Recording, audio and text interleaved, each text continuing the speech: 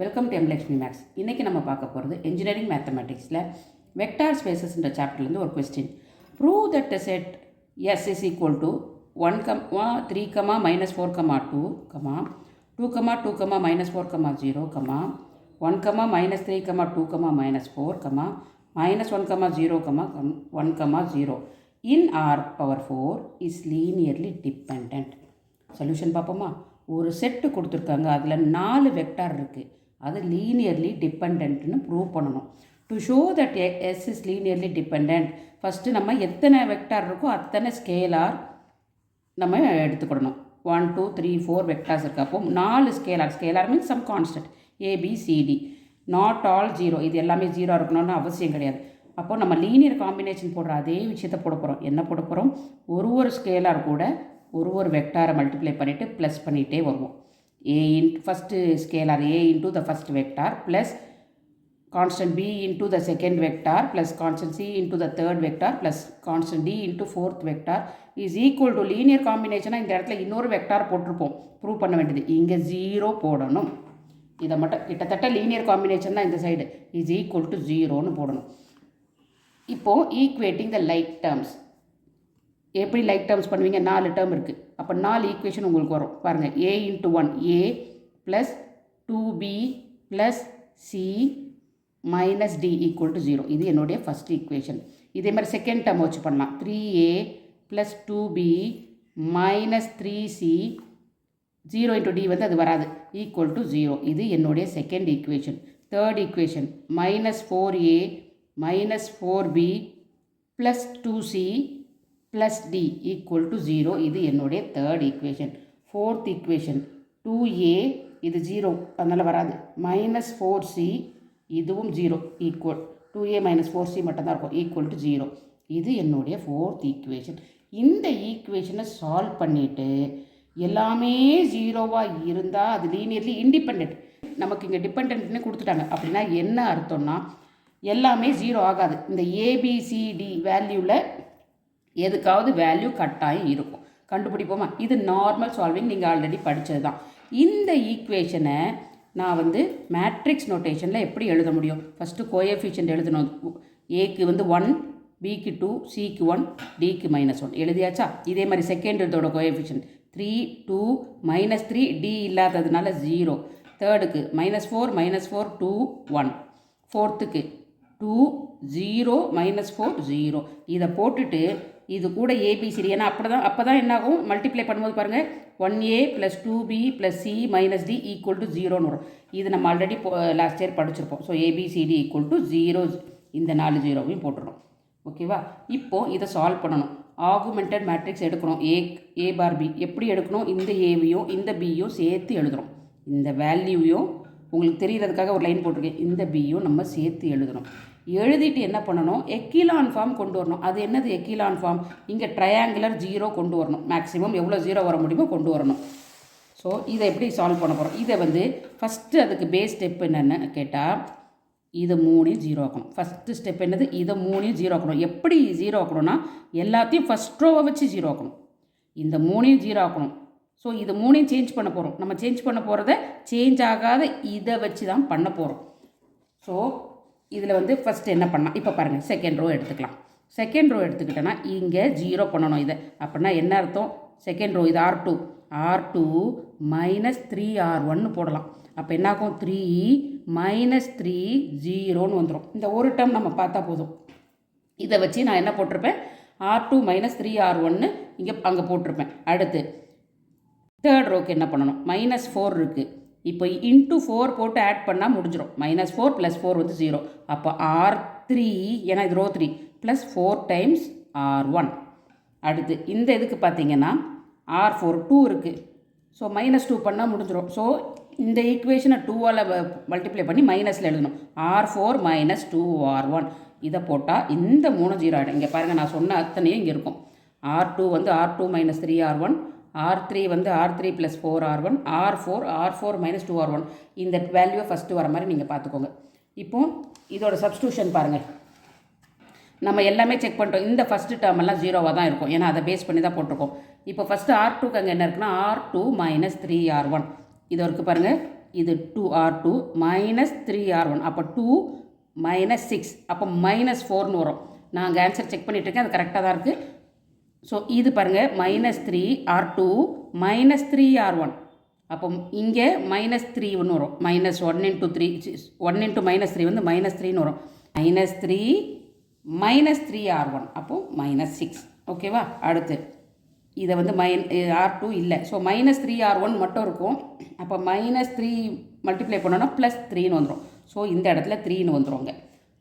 அடுத்து ரோ 3 என்னது? Row 3 + 4 times இதை தான் நம்ம இங்கே போட்டோம். இங்கே 0. ரோ 3 + 4 டைம்ஸ் இதுனா 8ன்னு வரும். 8 - 4ஓட ஆன்சர் 4. ரோ 3 + 2 அதாவது 2 + 4 6ன்னு வரும்.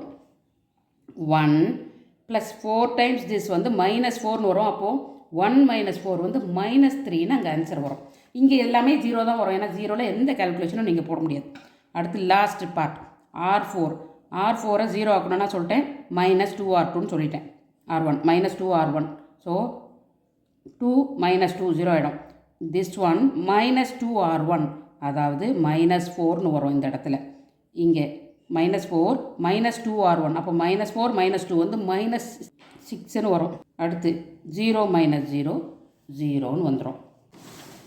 இப்போது இதைத்தான் நான் இங்கே எழுதியிருக்கேன். இந்த எல்லா வேல்யூஸும் நான் இங்கே எழுதியிருக்கேன். இப்போ நான் உங்களுக்கு சொன்னது தான் இங்கே எழுதியிருக்கேன். இப்போ இந்த இடம் 0 வந்துடுச்சு. நான் என்ன சொன்னேன்? அட்லீஸ்ட் இந்த ட்ரையாங்கிள் 0 வரணும், எக்கிலியன் ஃபார்ம் கொண்டு வரணும். அப்போ என்ன பண்ணலாம்? இங்கே பாருங்கள், இப்போது என்னால் ஃபஸ்ட் ரோ வச்சு ஈக்குவேட் பண்ணவே முடியாது. ஏன்னா எதை ஃபஸ்ட் ரோ வச்சு ஈக்குவேட் பண்ணாலும் இந்த இடத்துல வேல்யூ வந்துடும். ஸோ இப்போ நான் ஃபஸ்ட் ரோ விட்டுருவேன். இந்த செகண்ட் ரோ வச்சு இந்த ரெண்டையும் ஈக்குவேட் பண்ணி எனக்கு கீழே தான் எவ்வளோ ஜீரோஸ் கொண்டு வர முடியுமோ கொண்டு வரணும். ஸோ இந்த செகண்ட் ரோ வச்சு நான் எல்லாத்தையும் ஈக்குவேட் பண்ண போகிறேன். எப்படி பண்ண போகிறோம்? இங்கே பாருங்கள், ஃபஸ்ட் ரோ நான் அப்படியே எழுதியிருக்கேன். இந்த இது வந்து நீங்கள் போன இதை பண்ணதோட ஆன்சர். இப்போ இதை தான் நம்ம பண்ணுறோம். இந்த வேல்யூவில் இதை யூஸ் பண்ண போகிறோம். ஸோ இங்கே செகண்டை வச்சு நான் தேர்டையும் ஃபோர்த்தையும் எப்படி பண்ண போகிறேன்? இங்கே பாருங்கள், இது ரெண்டையும் ஆட் பண்ணால் 0 ஆகிடும். அப்போ R3 = R3 + R2ன்னு போட்டால் போதும். ஆட் பண்ணாலும் 0. ஒர்க் அவுட் பண்ணிவிடுமா? இப்போ செகண்ட் லைனும் நான் மாற்றலை, ஏன்னா எல்லாத்தையுமே செகண்ட் லைனை வச்சு நான் ஆப்ரேட் பண்ண போகிறேன். ஃபஸ்ட் லைனில் நான் யூஸ் பண்ண முடியாது. ஸோ R3யும் R4ம் தான். R3 = R3 + R4 அப்போ தான் 0 ஆகும். 4 + -4 வந்து 4 - 4 0 வரும். அதே மாதிரி R4 பார்த்தீங்கன்னா இங்கே ரெண்டும் ஒரே சிம்பிள் இருக்குது, சைனை மாற்றணும். R4 - R2ன்னு வரும், அவ்வளோதான். ஸோ ஃபஸ்ட் லைன் நான் அப்படியே எழுதியிருக்கேன். அடுத்து தேர்ட் லைன் எப்படி எழுதுகிறோம்? 0 + 0 0 4 இது ரெண்டு ஆட் பண்ணும்போது 4 +(-4) 4 - 4 0, இது 6 - 6 0, -3 + 3 0, எல்லாமே நமக்கு 0 வந்துடுச்சு. சரி, இப்போ லாஸ்ட் டைம் பார்ப்போம். R4 - R2 இது ஒன்றும் அஃபெக்ட் ஆகாது. -4 -(-4) வந்து +4 அப்போ 0 வந்துடும். -6 -(-6) வந்து +6 +6 - 6 0 ஆகிடுது. 2 -(3) -1ன்னு வந்துடும். இங்கே எல்லாமே 0 தான் இருக்கும். இப்போது இதுக்கு மேலே என்னால் சிம்பிளிஃபை பண்ண முடியாது. ஓகேவா? ஏன்னா எல்லா வேல்யூ மாறிடும். ஸோ இதோட நான் ஸ்டாப் பண்ணிக்கிறேன். ஸ்டாப் பண்ணிவிட்டு என்ன பண்ண போகிறோம்? மறுபடியும் ஈக்குவேஷன் எழுத போகிறோம். எப்படி எழுத போகிறோம்? a + 2b + c - d = 0. அங்கே எப்படி ஃப்ரேம் பண்ணுமோ சேம் திங் நம்ம ரிவர்ஸில் ஈக்குவேஷன் ஃப்ரேம் பண்ண போகிறோம். இங்கே a 0 -4b - 6c + 3d = 0. இங்கே எல்லாமே 0.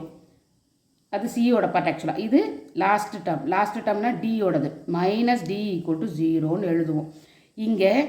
So d = 0. இந்த எல்லாமே 0 இருந்தால் என்ன பண்ணுவோம்? நான் ரிவர்ஸில் வந்தேன். ஸோ டிக்கு கண்டுபிடிச்சிட்டேன். சிக்கு பார்த்தீங்கன்னா என்னால் எதுவுமே பண்ண முடியாது. ஸோ இந்த மாதிரி இருந்தால் c 0ன்னு போடக்கூடாது. c = சம் கான்ஸ்டன்ட் டீயோ இல்லை வேறு ஏதோ ஒரு கான்ஸ்டன்ட்டோ போட்டுக்கலாம் நீங்கள். c = t but where that t belongs to real number. ஓகேவா? இந்த மாதிரி எல்லாம் 0வாக இருந்துன்னா c 0 கிடையாதுமா, some constant t where t belongs to real number. இப்போ டியும் சியும் தெரிஞ்சிருச்சு. இதுக்கு முந்தின இதில் சப்ஸ்டியூட் பண்ணால் எனக்கு b கிடைக்கும், அதாவது ஈக்குவேஷன் நம்பர் 6ல். அப்போ என்ன ஆகும்? -4b -6 × சிக்கு பதிலாக நான் என்ன எடுத்திருக்கேன்? டீன்னு எடுத்திருக்கேன். +3 × டிக்கு வந்து 0ன்னு போட்டுடலாம், = 0. அப்போது -4b - 60 = 0, -4b = 60. அப்போ b என்னமா வரும்? -6/4t, அதாவது -3/2t. இப்போ 3 வேல்யூ இருக்கா? பிக்கு -3/2t, சிக்கு t, டிக்கு 0. இதை கொண்டு வந்து ஈக்குவேஷன் 5ல் சப்ஸ்டியூட் பண்ண போகிறோம். a plus 2b plus c minus d equal to 0. இதான் நம்ம ஈக்குவேஷன் 5. அப்போ a ப்ளஸ் 2 இன்ட்டு பியோட ஆன்சர் நான் மைனஸ் 3/2t, சிக்கு ப்ளஸ் டி, டிக்கு 0 equal to 0. So it is a, இந்த ரெண்டும் கேன்சல் ஆகிடும். கரெக்டாக? அப்போ என்ன ஆகும்? Minus 3t plus d equal to 0. a minus 2t equal to 0, a equal to 2t. So 4 value கண்டுபிடிச்சாச்சு. பட் என்னென்னா இங்கே டீன்னு ஒரு அன்னோன் இருக்குது. ஃபார் சிம்பிளிஃபிகேஷன் பர்பஸ் டீக்கு நம்ம ஏதாவது ஒரு வேல்யூ கொடுத்துக்கலாம், 1 கொடுத்துக்கலாம், 2 கொடுத்துக்கலாம். ஆனால் இது ஃப்ராக்ஷனாக இருக்குது பாருங்கள். அப்போ டீக்கு நான் 2 கொடுத்தேன்னா இது ரெண்டும் கேன்சல் ஆகி மைனஸ் 3 வரும். ஸோ ஃபார் சிம்பிளிஃபிகேஷன் நான் டீக்கு என்ன வேல்யூ கொடுக்க போகிறேன்? 2 கொடுக்க போகிறேன். அப்போ என்னோட ஏ என்ன ஆகிடும்? 2 இன்ட்டு 2 வந்து 4 ஆகிடும். பி என்ன ஆகிடும்? இது 2 போட்டோன்னா அந்த 2 இந்த 2 கேன்சல் ஆகிட்டு இந்த பாருங்கள் இப்படி கேன்சல் ஆகிட்டு மைனஸ் 3ன்னு வந்துடும். சி ஆல்ரெடி வந்து நமக்கு அசியூம் பண்ணியிருக்கிறது வந்து சி வந்து டி வந்து 2. So C equal to 2. அடுத்து டி வந்து 0ன்னு ஏற்கனவே தெரியும். இப்போது எல்லா வேல்யூவும் 0 கிடையாது. டி வேணால் 0வாக இருக்கலாம், ஏபிசிக்கு வேல்யூ இருக்குது. இந்த மாதிரி எல்லா வேல்யூவும் 0 இல்லைன்னா the set S is linearly dependent. Suppose A0, B0, C0, D0னா அப்போ இண்டிபெண்ட்னு போடணும். ஸோ இண்டிபெண்ட்டுக்கும் டிபெண்ட்டுக்கும் ப்ரொசீஜர் ஒரு சேஞ்சும் இல்லை. ஃபைனல் ஆன்சர் நீங்கள் எழுதுகிற போகிறதுல மட்டும்தான் சேஞ்ச் இருக்கும். அவ்வளோதாம்மா இந்த சம்மோட ஆன்சர். தேங்க்யூ.